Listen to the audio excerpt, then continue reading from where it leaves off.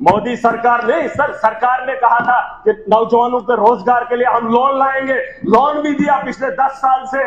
Sir पैसा बांटा जा रहा है, बताया था कि ये लोग सब्सिडी देंगे, उन लोगों ने वो पैसा वापस भी किया, उनकी सब्सिडी नहीं आई, डिप्रेशन का शिकार है, ना लोन अदा कर पा रहे, उस उम्मीद में है कि हमारा पैसा कब वापस आएगा। महाकुंभ में मेला था, मेरे 2 नौजवान सर अजीत कुमार और विजय शर्मा, जिनके बारे में मैंने यूपी सरकार से उम्मीद की थी, रात को उन्होंने लाश नहीं दी, जिनकी उम्र एक की 20 साल है और एक की 21 साल है। रोजगार मांगने के लिए गए थे, उम्मीद से गए थे, वहां पर मौत होगी, लाश भी नहीं ले छीन रहे, उनके मकानातों को उजाड़ दिया, कई सालों से मुआवजा उनका नहीं दिया, लेकिन जंगलात आने की वजह से जंगलात की क्लियरेंस नहीं ला पाते हैं। मैं इस हाउस से उम्मीद करूंगा कि जंगलात का डिपार्टमेंट सरकार का है और सरकार अगर इजाजत नहीं देती है, कहीं ना कहीं ये कमजोरी है सर हमारी। उसके अलावा सर डिप्टी सीएम के नोटिस में लाना चाहूंगा, शेख साहब का भी एक सपना था, मुफ्ती सईद साहब का भी एक सपना था, डोडा और वो जो कश्मीर की ओर जाती है, घाटी की ओर जो हमारा रोड जाता है उसे नेशनल हाईवे के लिए, मैं चाहूंगा सुरेंद्र जी जो है उसमें थोड़ा सा अपना एक योगदान दे ताकि कश्मीर के साथ हम लोग मिले। उसके अलावा सर लेबर एंड एम्प्लॉयमेंट की जहां तक मैं बात बताना चाहूंगा, मजदूर तबका बहुत है सर। आज मैं कल की बात बता रहा हूं, कल होली का दिन था, महाकुंभ में मेला था, मेरे 2 नौजवान सर अजीत कुमार और विजय शर्मा, जिनके बारे में मैंने यूपी सरकार से उम्मीद की थी, रात को उन्होंने लाश नहीं दी, जिनकी उम्र एक की 20 साल है और एक की 21 साल है।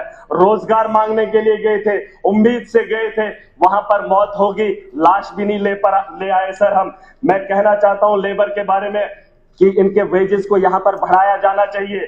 हमारे यहाँ कश्मीर की कंपनी, कश्मीर के अंदर जो कंपनी काम कर रही है, प्रोजेक्ट बना रही है, वहां पर अगर 40,000 या 30,000 एक लेबर को तनख्वाह मिलती है, सैलरी सर, और वही हमारे खिताई चनाब के अंदर, जम्मू डिवीजन के अंदर कुछ लोग ठेकेदारी कर रहे हैं और वही कंपनी, वही काम, वही प्रोजेक्ट, और उस आदमी को 15,000 दिया जा रहा है, 25,000 का घोटाला, ऊपर से ठेकेदारी हो रही है। मेरे पास सारे सबूत हैं, मैं इस ऐवान में उन्हें जमा भी करूंगा, एजेंसीज को भी दूंगा। कहां से हमारा जो है नौजवान सर तरक्की करेगा, कहां से हमारा जम्मू कश्मीर खुशहाली की ओर बढ़ेगा। जहां के नौजवान काम भी करता है, उससे उसका कमाया हुआ रोजगार भी छीना जा रहा है। आप लेबर और एम्प्लॉयमेंट की बात क्या ही करें। मैं सर इस ऐवान से उम्मीद करूंगा इसमें थोड़ा सा बेहतर माहौल बनाया जाए और लोगों के ये जो नौजवान है उनके बारे में सोचा जाए। और हमारे यहाँ जो प्रोजेक्ट है लोकल लेवल पे, लोकल्स को जो है सर प्रायोरिटी मिलनी चाहिए।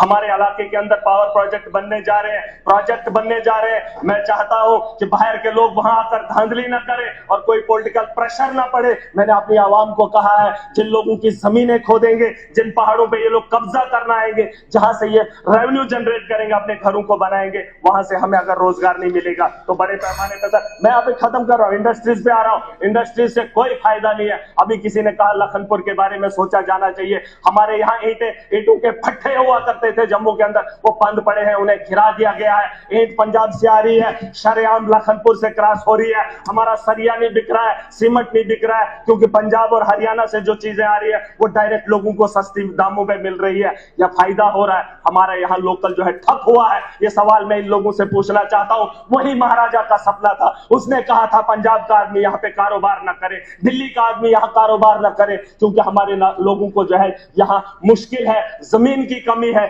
जिस जमीन से हम पैदावार कर सकते, रेवेन्यू जनरेट कर सकते, उसी जमीन को बचाने के लिए और इन नस्लों को बचाने के लिए महाराजा का सपना था, जिस सपने को तोड़ा गया और ये लोग तालियां बजाने लगे थे। सर मैं बात खत्म कर रहा हूं सर, मैं बात खत्म कर रहा हूं। और सर मोदी सरकार ने सरकार ने कहा था कि नौजवानों के रोजगार के लिए हम लोन लाएंगे, लोन भी दिया पिछले 10 साल से।